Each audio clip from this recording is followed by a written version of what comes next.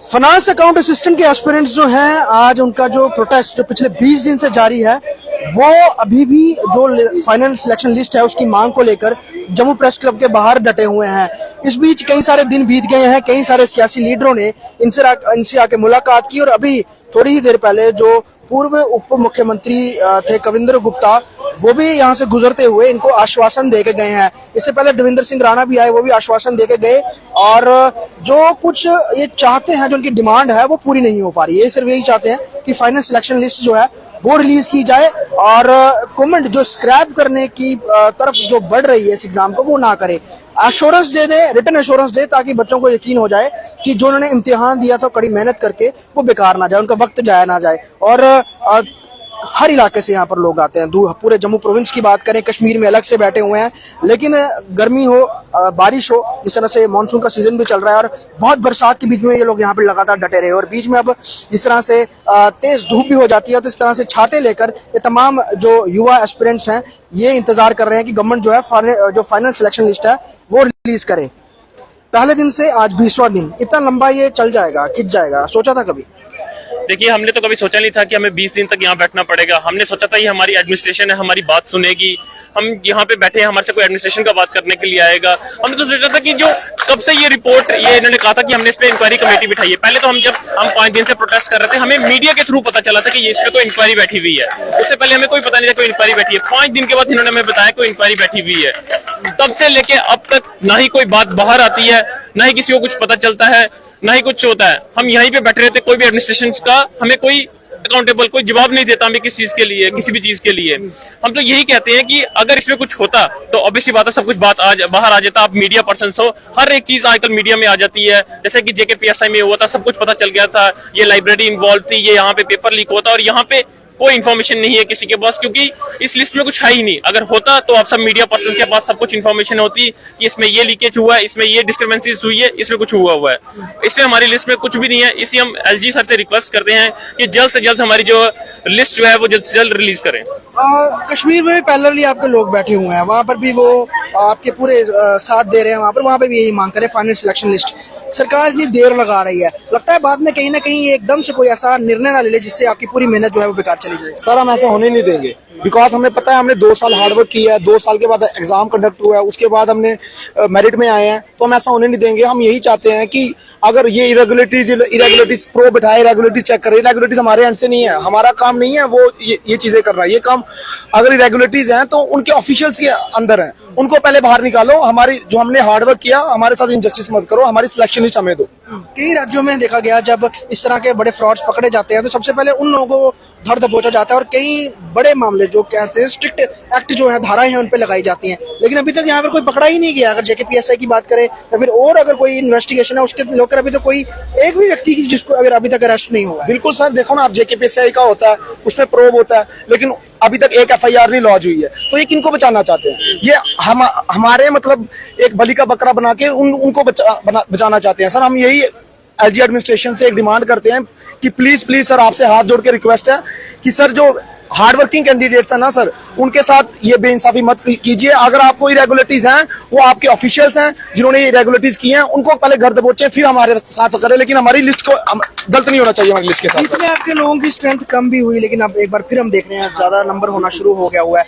लग रहा है कि कुछ प्रेशर जो है सरकार पे बढ़ रहा है। अब जिस तरह से लोग भी आके, सियासी लीडर भी आके मिल रहे हैं। आपने जैसे बोला ना सर कि स्ट्रेंथ बीच में कम हो गई थी, एक्चुअली KS का प्री था, उसके रिगार्डिंग बच्चों मेहनत कर रहे थे, दूर दराज से बच्चे आ रहे हैं, कोई अपने घर को चला गया था, वहां उनका सेंटर था। स्ट्रेंथ में कमी नहीं है, बट ये पूरी डिटर्मिनेशन के साथ, पूरी सेल्फ कॉन्फिडेंस के साथ जहां बच्चे हैं उनको पता है कि हमारे साथ हमने कुछ गलत किया ही नहीं है, तो हमारे साथ गलत क्यों होगा।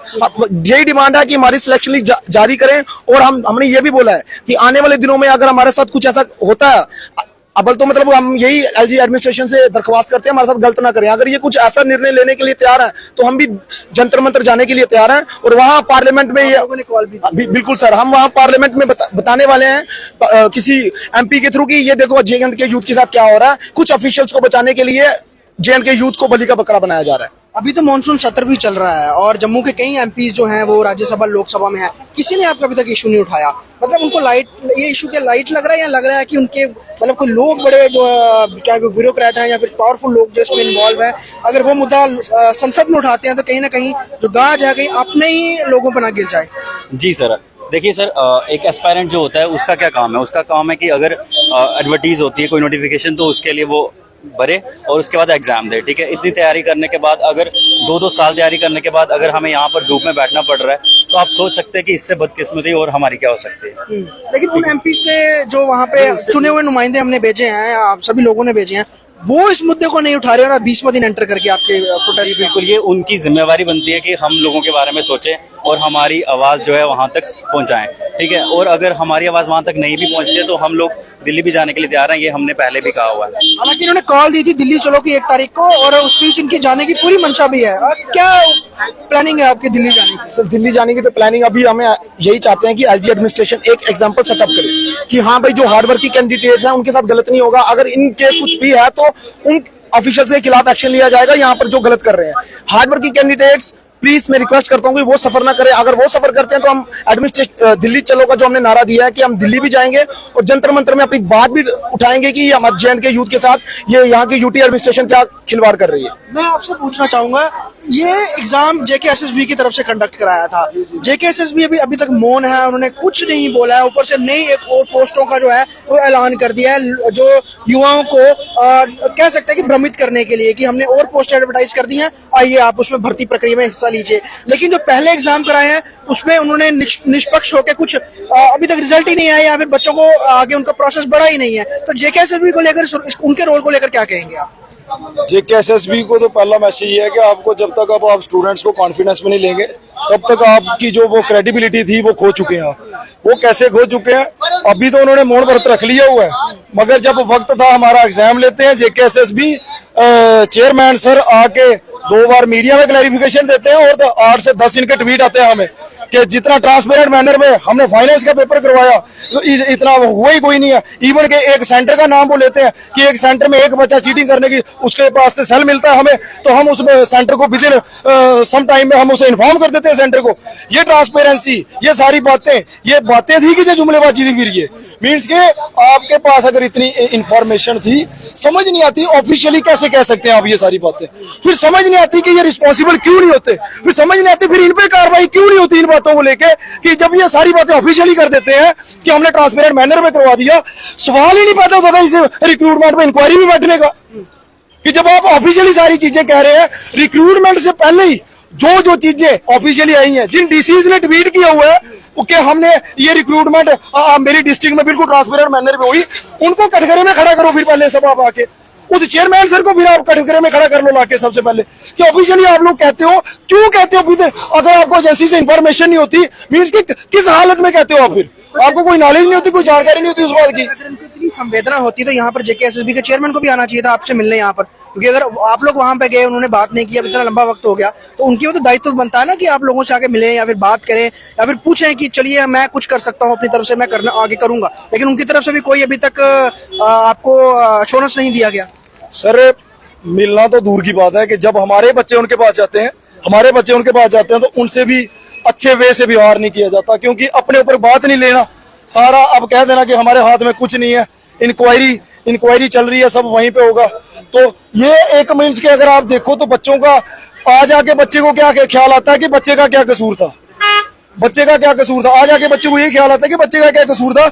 जब आप एग्जाम करवा रहे हो तब सब आप पे था, जब आपने पेपर लिया तब सब आप पे था, जब आज ये सारी चीजें, उसके बाद आप ट्वीट्स भी दे देते हो, उसके बाद आप स्टेटमेंट्स भी दे देते हो, बट एट द एंड आज आप पासा पलट के साइड पे हो जाते हो कि नहीं हमारे हाथ में कुछ रहा ही नहीं है।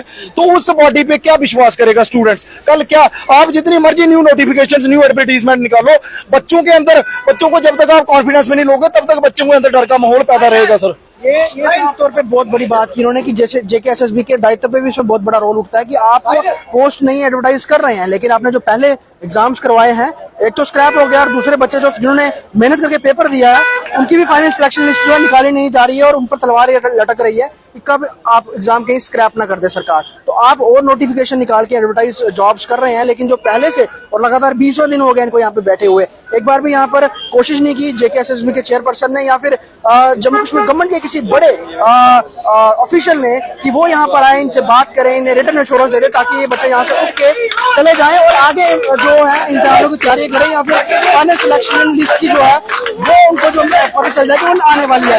लेकिन ना होते हुए 20वें दिन भी प्रदर्शन जारी है, दिल्ली चलो की कॉल भी दे दी गई है और बीच कई सारे लीडर जो प्रेस क्लब आते हैं यहाँ से गुजरते हुए इन बच्चों से मिल लेते हैं, तो इनको सिर्फ एश्योरेंस पे एश्योरेंस और सिर्फ आश्वासन दिए जा रहे हैं, लेकिन कोई नतीजा इनके पक्ष में निकलता हुआ नजर नहीं आ रहा है।